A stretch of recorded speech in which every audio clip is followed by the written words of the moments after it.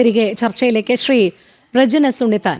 ഇവിടെ നിധിൻ രാജിന്റെ മരണത്തിന് ശേഷം അവിടെയുള്ള കുട്ടികൾ ഭയന്നിട്ടാണെങ്കിലും പേര് മറച്ചു വെച്ചിട്ടാണെങ്കിലും പല കാര്യങ്ങളും പുറത്തു പറയുന്ന ഒരു സാഹചര്യമുണ്ടായി. അത് മാധ്യമങ്ങളോടക്കമാണ് അവർ വെളിപ്പെടുത്തിയത്. ഇത്രയും കാലം തങ്ങൾ ഭയന്ന് വിറച്ചാണ് അവിടെ പഠിക്കുന്നത്, അങ്ങനെയല്ല, മറിച്ചൊരു അനുഭവം ഉണ്ടായാൽ എന്താകും തങ്ങളുടെ ഭാവി എന്നുള്ളത് അവിടെ എല്ലാവർക്കും അറിയാം. കൊടിയ പീഡനങ്ങളാണ് അനുഭവിച്ചുകൊണ്ടിരുന്നത് എന്നുള്ളതാണ്. ഈ നിധിൻ പോലും എത്രയോ നാളുകളായി സഹിക്കുകയായിരുന്നു. ഒടുവിൽ ഗത്യന്തരമില്ലാതെയാണ് ഇങ്ങനെ ഒരു സാഹചര്യത്തിലേക്ക് എത്തിയതും മരണപ്പെടുകയും ചെയ്തത്. ശരിക്കും ഇത്തരം സ്വകാര്യ കോളേജുകൾ ഒരുതരം രാക്ഷസ കോട്ടകളായി മാറുകയാണോ? അതിനുള്ളിൽ എന്ത് നടന്നാലും പുറത്തറിയില്ല എന്നുള്ള ഒരു വിശ്വാസത്തിലേക്ക് ഇവർ എത്തിച്ചേരുന്നത് എന്തുകൊണ്ടാണ്? വിദ്യാർത്ഥി സംഘടനകളൊക്കെ വളരെ സജീവമായി ക്രിയാത്മകമായി ഇത്തരം കാര്യങ്ങളിൽ ഇടപെടുമായിരുന്നുവെങ്കിൽ വിദ്യാർത്ഥികൾക്ക് ഒരു പരിധിവരെയൊക്കെ ധൈര്യം ലഭിക്കുകയില്ല. ഇതിപ്പോൾ ആരും ഇടപെടുന്നില്ല തങ്ങളുടെ കാര്യത്തിൽ. ഈ മാനേജ്മെന്റ് തീരുമാനിക്കുന്നത് പോലെ തങ്ങളുടെ ഭാവി നിശ്ചയിക്കപ്പെടും എന്നുള്ളൊരു ഭയം എങ്ങനെയാണ് ഇവരെ ഗ്രസിക്കുന്നത്? രോഹിണി, മാതാപിതാ ഗുരു ദൈവം, അതായത് ദൈവത്തിന് മുൻപിൽ ഗുരുവിനെ സ്മരിക്കണമെന്നും ഗുരുവിനെ ആരാധിക്കണം എന്നും പറഞ്ഞ് പഠിപ്പിക്കുന്ന ഒരു സാക്ഷരത കേരളത്തിൽ നിൽക്കുന്ന ആളുകളാണ് നമ്മൾ. അങ്ങനെയുള്ള സംസ്കാരമുള്ള ഈ കേരളത്തിൽ ഇപ്പോ വളരെ ലോകരാജ്യങ്ങൾക്ക് മുമ്പിൽ തലകുലിക്കേണ്ട ഒരു അവസ്ഥയിലേക്ക് കേരളത്തെ കൊണ്ടെത്തിച്ചുകൊണ്ട് പോകുന്ന ഒരു പറ്റം എല്ലാവരെയും നമ്മൾ ആക്ഷേപിക്കുന്നില്ല, ഒരു പറ്റം അധ്യാപകർ, അതുപോലെ തന്നെയുള്ള മാനേജ്മെന്റ് ഭരണകൂടം, അതിനൊക്കെ കണ്ടില്ല എന്ന് നടിച്ചു പോകുന്ന ഒരു സർക്കാർ സംവിധാനം, ആ രീതിയിലേക്ക് പോകുന്ന ഒരു സംവിധാനമാണ് ഇന്ന് കേരളത്തിലുള്ളത് എന്ന് നമുക്ക് പറയാതിരിക്കാൻ സാധിക്കത്തില്ല. ഇവിടെ നിതിൻ രാജിനെ സംബന്ധിച്ച് നിതിൻ രാജിന്റെ അമ്മ ലത ആയിക്കോട്ടെ, അച്ഛൻ പിതാവായ രാജനായിക്കോട്ടെ, ആ മൃതദേഹം വീട്ടിലേക്ക് വരുമ്പോൾ എൻ്റെ മകനെ ഒന്നോട് കാണണം എന്ന് ആഗ്രഹിച്ച് അതിന്റെ മകന് വേണ്ടി ആ ഒരു സ്വപ്നങ്ങൾ, അവരുടെ വലിയ സ്വപ്നങ്ങളാണ്. ഒരു മകൻ എന്ന രീതിയിൽ ഒരു മെഡിക്കൽ എൻട്രൻസ് പരീക്ഷ പാസ്സായി അവിടേക്ക് പോകുമ്പോൾ വലിയ സ്വപ്നങ്ങളാണ്. ഒരു പാവപ്പെട്ട 2 സെന്റ് മാത്രം ഭൂമിയുള്ള വീടില്ലാത്ത ഒരു പിന്നെ ഒരു വീട്ടുകാരെ സംബന്ധിച്ച് വലിയ സ്വപ്നങ്ങളാണ്. ആ സ്വപ്നങ്ങളുമായിട്ട് തന്റെ മകൻ പോകുമ്പോൾ ആ മകന്റെ ചേതനയറ്റ മൃതദേഹം ഏറ്റുവാങ്ങേണ്ട ഒരു അവസ്ഥയിലേക്ക് കേരളത്തിലെ ഒരു അമ്മയും അച്ഛനും അതുപോലെ ബന്ധുമിത്രാദികളും ഒക്കെ വരുമ്പോൾ അവർക്കുണ്ടായ ഒരു ദുഃഖം, ആ ദുഃഖത്തിൽ നമ്മൾ എന്ത് പറഞ്ഞാലും അതിനൊരു മറുപടി ഇല്ല എന്നുള്ളതാണ് യാഥാർത്ഥ്യം. ഈ നിതിൻ രാജിനെ പോലെയുള്ള ആളുകളെ ഇങ്ങനെ ഈ അവസ്ഥയിലേക്ക് കൊണ്ടെത്തിക്കുന്ന ഒരു സംവിധാനമായി നമ്മുടെ ക്യാമ്പസുകൾ മാറിക്കൊണ്ടിരിക്കുകയാണ്. ഇത് ഒരു കാര്യം മാത്രമായിട്ട് ചുരുക്കി കാണിക്കുവാനോ അല്ലെങ്കിൽ ചുരുക്കി കാട്ടുവാനോ ഒന്നും നമ്മൾ തയ്യാറാവില്ല. കാരണം കഴിഞ്ഞ 10 വർഷങ്ങൾക്കിടയിൽ ബഹുമാനപ്പെട്ട സതീഷ് വസന്ത് പറയുന്നുണ്ട് കഴിഞ്ഞ 10 വർഷങ്ങൾക്കിടയിൽ എന്ത് സംഭവിച്ചു എന്നുള്ളത്. ഇത് ഇന്നും ഇന്നലെ തുടങ്ങിയതാണ്. കേരളത്തിലെ ക്യാമ്പസുകളുടെ അവസ്ഥ എന്താണ്?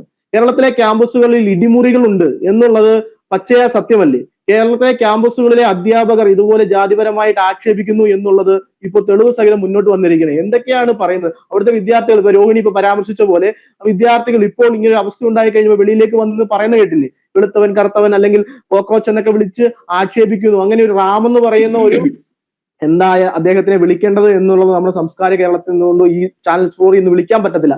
അങ്ങനത്തെ ഒരു മനുഷ്യൻ ആ കോളേജിലെ അധ്യാപകർക്ക് മുഴുവൻ ആക്ഷേപമായി മാറിയിരിക്കുന്ന ഒരാൾ, അയാൾ അത്ര ക്രൂരമായിട്ടാണ് കുട്ടികളോട് പെരുമാറി എന്നുള്ളതിനെ ഉള്ള കാര്യങ്ങൾ വെളിയിലേക്ക് വന്നിരിക്കുകയാണ്. അങ്ങനെ അയാളെ ഒരു വിളയാട്ടം നടന്നുകൊണ്ടിരിക്കുന്ന ഒരു കോളേജിലെ കുട്ടികൾ അനുഭവിച്ചുകൊണ്ടിരുന്ന മാനസികപരമായിട്ടുള്ള പീഡനം എത്രത്തോളം വലുതാണ്? ആ മാനസികപരമായിട്ടുള്ള പീഡനങ്ങൾ നമ്മുടെ ക്യാമ്പസുകളിൽ, കേരളത്തെ പോലെയുള്ള സംസ്ഥാനത്ത് ഉള്ള ക്യാമ്പസുകളിലെ വിദ്യാർത്ഥിനികൾ അനുഭവിക്കുന്ന ക്രൂരമായ പീഡനങ്ങൾ, അത് അധ്യാപകരിൽ നിന്നും ആയിക്കോട്ടെ, എങ്ങനെ ആയിക്കോട്ടെ. ഇതിനകത്ത് വിചിത്രമായ ഒരു സംഭവം ഉണ്ട്. ഈ അവിടുത്തെ ആന്റി റാഗിങ്ങിന്റെ ഇതുമായി ബന്ധപ്പെട്ടുള്ള സംവിധാനത്തിലെ ചുമതലക്കാരനാണ് ഈ റാം. അദ്ദേഹം അവിടെ റാഗിങ് എതിരായിട്ടുള്ള ചുമതല കൊടുത്തേക്കുന്ന പുള്ളിയാണ് അവിടെ കുട്ടികളെ റാഗിങ്ങിന് അപ്പുറമായി പീഡിപ്പിച്ചുകൊണ്ടിരുന്നത് എന്നുള്ളതാണ്. ഇനി ഈ കേസുമായി ബന്ധപ്പെട്ട് നമ്മൾ നോക്കുകയാണെങ്കിൽ ഇത് അട്ടിമറിക്കുന്ന ഒരു കേസുമായിട്ട് ബന്ധപ്പെട്ട് അതിന് ചുരുക്കം ചില കാര്യങ്ങൾ മാത്രമാണ് ഞാൻ പറയാനുള്ളത്. ഈ സംഭവം നടക്കുന്നത് വെള്ളിയാഴ്ച 3:35 നിതിൻ രാജുമായി ബന്ധപ്പെട്ടത് മരണം ഉണ്ടാകുന്നത്. ആ മരണം റിപ്പോർട്ട് ചെയ്യുന്നത് എത്ര മണിക്കാണെന്ന് അറിയാം? 6 മണിക്ക്. അതിന് FIR ഇടുന്നത് എത്ര മണിക്കാണെന്ന് അറിയാം? 10:30. അപ്പോൾ തന്നെ അവിടെ നിന്നുള്ള ആളുകളെ രക്ഷിക്കാനുള്ള ഒരു സംവിധാനം അവിടെ തന്നെ തന്നെ ഉണ്ടായിട്ടുണ്ട് എന്നുള്ളതാണ് അതിന്റെ യാഥാർത്ഥ്യം. അങ്ങനെ ഉള്ള ഒരു സാഹചര്യത്തിലാണ് ഇപ്പോ ഇതുമായി ബന്ധപ്പെട്ട് എല്ലാം നല്ല രീതിയിലുള്ള അന്വേഷണങ്ങൾ നടക്കുന്നു എന്നുള്ള രീതിയിലേക്ക് LDFന്റെ പ്രതിനിധി ഉൾപ്പെടെയുള്ളവർ ഇതിനകത്ത് വന്നിട്ട് ചർച്ചയിൽ പങ്കെടുത്തുകൊണ്ട് കാര്യങ്ങൾ പറയുന്നത്. അദ്ദേഹം പറഞ്ഞ 10 വർഷങ്ങൾക്ക് മുമ്പ് എന്ത് സംഭവിച്ചത്? വിഷ്ണു പ്രണയ് അറിയാവോ സതീഷ് വസന്ത്? വിഷ്ണു പ്രണയ് എന്ന് പറയുന്ന ഒരു പാവപ്പെട്ടവൻ, ഇന്ന് വിഷു ആണല്ലോ. നമ്മുടെ നെഹ്റു കോളേജിൽ പഠിച്ചിട്ട് അവിടെ കോപ്പിയടി വിവാദം പോലെയുള്ള വിവാദം ഉണ്ടാക്കി മാനേജ്മെന്റും അധ്യാപകരും കൊലക്കൈയിലേക്ക് കൊണ്ടെത്തിച്ച, ആത്മഹത്യയിലേക്ക് കൊണ്ടെത്തിച്ച വിഷ്ണു പ്രണോയ് ആരെയാ കണി കണ്ടുണർന്നതെന്ന് സതീഷ് വസന്ത് അറിയാമല്ലോ. പിണറായി വിജയനായിരുന്നു, SFI കാരനായിരുന്നു. അവന്റെ അമ്മ പിണറായി വിജയനെ, തന്റെ മകൻ കണി കണ്ടുണർന്ന പിണറായി വിജയനെ കാണുവാൻ വേണ്ടി സെക്രട്ടേറിയറ്റിലേക്ക് പോയപ്പോ ഒരമ്മമാർക്കും പറ്റാത്ത പോലെ അടിവയറ്റിൽ ചവിട്ടിയ പോലീസ് ആരെന്നറിയാവോ? പിണറായി വിജയന്റെ പോലീസാ. ഈ പാവപ്പെട്ട അമ്മയെ, മഹിജ എന്ന് പറയുന്ന ജിഷ്ണു പ്രണോയുടെ അമ്മയുടെ അടിവയറ്റിലേക്ക് ചവിട്ടിയത്. എന്നിട്ട് പറയാ 10 വർഷത്തിനുള്ളിൽ എന്ത് സംഭവിച്ചു, എല്ലാവർക്കും ഞങ്ങൾ നീതി വാങ്ങിച്ചു കൊടുത്തു എന്ന്. എവിടെയാണ്? സിദ്ധാർത്ഥുമായി ബന്ധപ്പെട്ട് ഞാൻ ഒരു പുസ്തകം എഴുതി. ആ പുസ്തകത്തിൽ സിദ്ധാർത്ഥുമായി ബന്ധപ്പെട്ട ഒരു പിന്നെ ഖണ്ഡികയുണ്ടായിരുന്നു. ആ പുസ്തകം ഞാൻ ആ അമ്മയ്ക്ക് സമ്മാനിക്കാൻ കൊടുക്കുവാൻ വേണ്ടി നെടുമങ്ങാട്ടിലേക്ക് വീട്ടിലേക്ക് പോയപ്പോ ഉണ്ടല്ലോ, ആ അമ്മയുടെ വിഷമം ഇന്നും അണപൊട്ടി ഒഴുകുകയാണ്. തന്റെ മകന് ഉണ്ടായ ആ ക്രൂരമായ പീഡനങ്ങൾ പറഞ്ഞുകൊണ്ട് ആ മകന്റെ പ്രായത്തിലുള്ള ആളുകൾ ഉൾപ്പെടെയാണ് ഞാൻ അവിടേക്ക് പോകുന്നത്. ആ അമ്മ പൊട്ടിക്കരയുന്ന നേരിട്ട് കണ്ടിട്ടുള്ള ആളുകളാണ് ഞങ്ങൾ. ആ മകനെ പൂക്കോട്ടയിലെ വെറ്ററിനറി കോളേജിലേക്ക് നിറയെ സ്വപ്നങ്ങളുമായി പോയ ആ മകനെ ഇല്ലായ്മ ചെയ്ത് ആരാണ്? പിണറായി വിജയൻ ഭരിക്കുന്ന ഈ സംവിധാനത്തിൽ, അവരുടെ ഒരു സംവിധാനത്തിന്റെ ഈ പറയുന്ന സ്റ്റുഡൻസ് ഫെഡറേഷൻ, സ്വാതന്ത്ര്യം, ജനാധിപത്യം, സോഷ്യലിസം എന്നൊക്കെ കൊടിയിൽ എഴുതി വെച്ചുകൊണ്ടിരുന്ന ആളുകൾ അങ്ങനെ ചെയ്തിട്ട് ആ പാവപ്പെട്ട ചീബ എന്ന് പറയുന്ന അമ്മയ്ക്ക് നീതി കിട്ടിയോ? ആ അമ്മ ഇന്നും പൊരുതുകയല്ലേ? ഫേസ്ബുക്കിലൂടെയും അല്ലാതെയുള്ള രീതികളിലൊക്കെ ഇന്നും ആ അമ്മ പൊരുതുന്ന ആർക്കെതിരെയാണ്? ഈ ഒരു ഗവൺമെന്റ്, ഈ സർക്കാരിനെതിരെ, അല്ലെങ്കിൽ ഈ സംവിധാനത്തിനെ പൊരുതിക്കൊണ്ടിരിക്കുന്നത് 10 വർഷത്തിനുള്ളിൽ നടന്നതാണ്. സതീഷ് വസന്ത്, മല്ലിയുടെ അവസ്ഥ അറിയാമല്ലോ, മധുവിന്റെ കാര്യം ഞാൻ ഇവിടെ പറയണ്ടല്ലോ. ഈ പറയുന്ന രീതിയിലേക്കുള്ള കാര്യങ്ങളെല്ലാം പറയേണ്ട പറയേണ്ട കാര്യമില്ല. എന്നിട്ടും പറയുന്നത് എന്താണ്?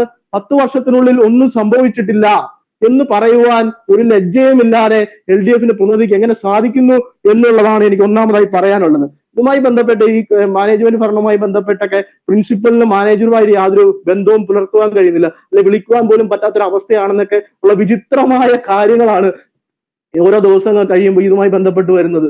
സത്യത്തിൽ ഇത് നിതിൻ രാജിന് നമുക്ക് ഈ നാട്ടിലെ എല്ലാ സ്റ്റുഡൻസ് എന്ന് വെച്ചാൽ അത് SFI ആയിക്കോട്ടെ, KSU ആയിക്കോട്ടെ, എല്ലാ ABP എല്ലാവരും ഒന്നിച്ചൊന്ന് പോരാടണമെന്നേ. ഇതെന്ന് പറയുന്നത് ഒരു സങ്കീർണമായ ഇഷ്യൂ ആണ്. കേരളത്തിലെ ക്യാമ്പസുകളിലേക്ക് കുട്ടികളെ വിടുന്ന ഓരോ മാതാപിതാക്കളും ഇന്ന് പേടിച്ചാണ് തന്റെ മക്കളെ വിടുന്നത്. കേരളത്തിലെ ക്യാമ്പസുകളിൽ, മറ്റ് സംസ്ഥാനങ്ങളിലല്ല, കേരളത്തിലെ ക്യാമ്പസുകളിൽ അവിടെ കൊലക്കത്തിയുമായി നിൽക്കുന്നത് ചിലപ്പോൾ ഈ പറയുന്ന സ്റ്റുഡൻസ് ഫെഡറേഷനെ പോലെയുള്ളവരാണെങ്കിൽ, അല്ലെങ്കിൽ അധ്യാപകരെ പോലെയുള്ളവരാണെങ്കിൽ അവരെയൊക്കെ പേടിച്ചിട്ടാണെന്നേ ഈ പറയുന്ന പാവപ്പെട്ട മാതാപിതാക്കൾ മക്കളെ കോളേജിലേക്ക് വിടുന്നത്. എന്തൊരു സംവിധാനമാണ്! എന്നിട്ട് ആ സംവിധാനത്തിനെയൊക്കെ പുകഴ്ത്തി പറയുകയാണ് 10 വർഷമായിട്ട് നീതി ലഭിച്ചു എന്നൊക്കെ പറയുമ്പോൾ അരിയാഹാരം കഴിക്കുന്ന കേരളത്തിലെ ജനങ്ങൾ എന്താണ് വിചാരിക്കേണ്ടത്? എത്രത്തോളം കേസുകൾ നമ്മള് ഓരോ കെവിനുമായി ബന്ധപ്പെട്ടൊക്കെ പറയാമല്ലോ, ജാതി തെറിയുടെ കാര്യങ്ങൾ പറയുമ്പോൾ ഓരോ കാര്യങ്ങൾ എടുത്തെടുത്ത് പറയാമല്ലോ.